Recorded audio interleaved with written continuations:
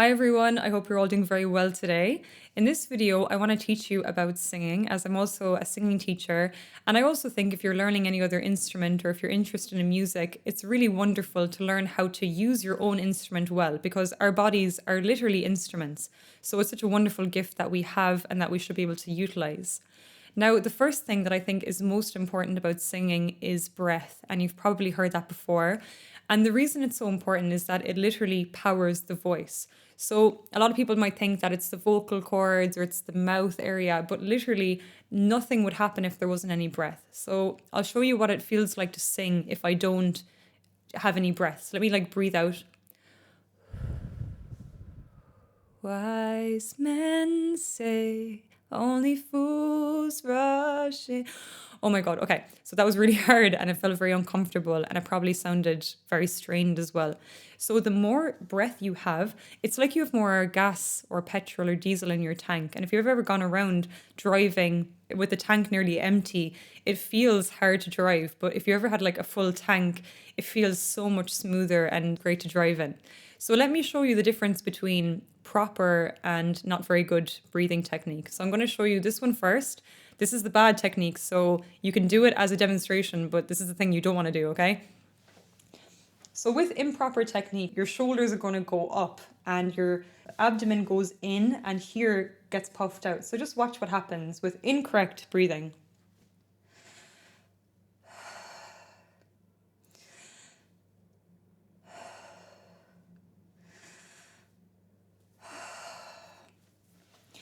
And you can try that and you can just, let yourself know how fulfilling does that really feel. So what ends up happening is that everything gets kind of squished. The lungs are not taking in the same amount of breath that they could because they're getting squeezed.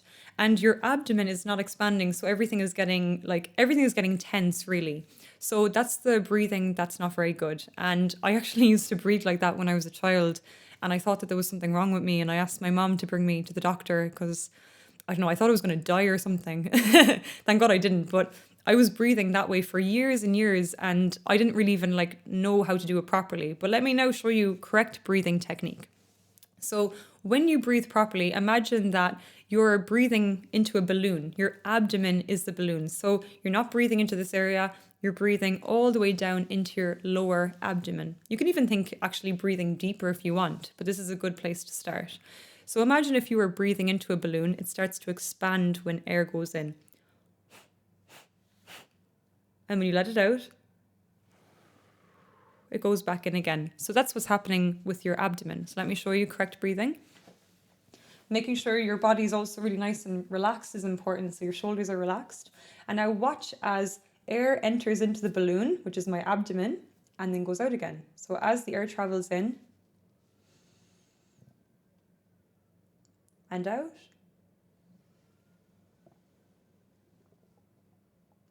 in, and out.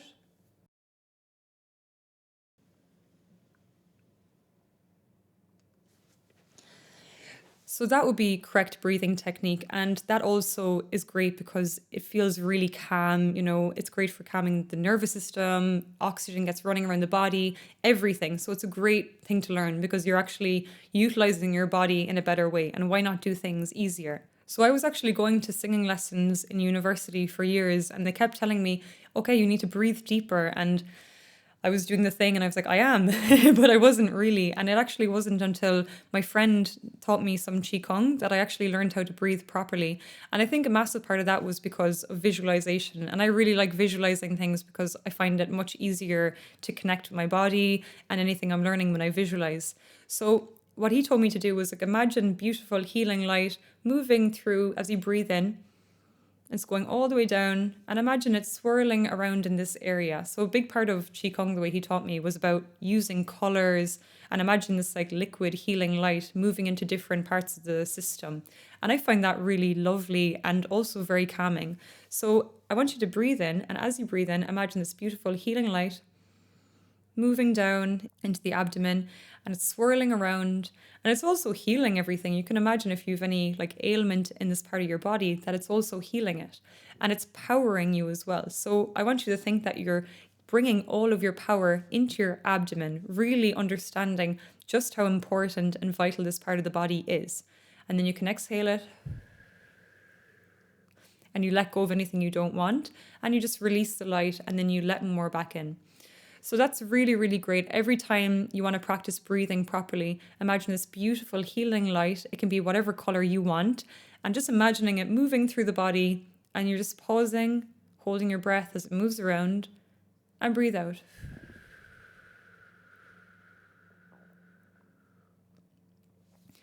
So I find that really nice.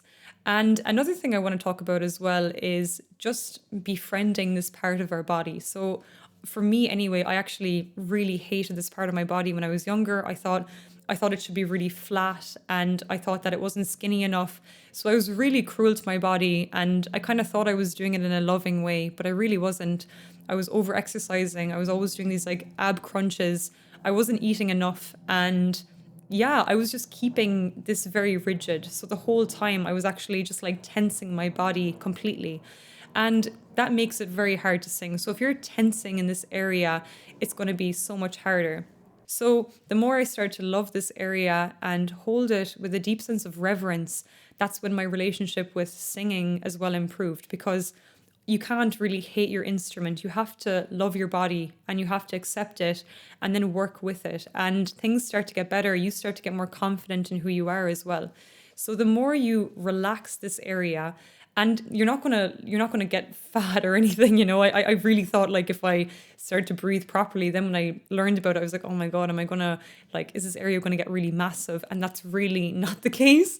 It literally makes it more like flexible, you know, your muscles are getting stronger because you're learning how to deal with them.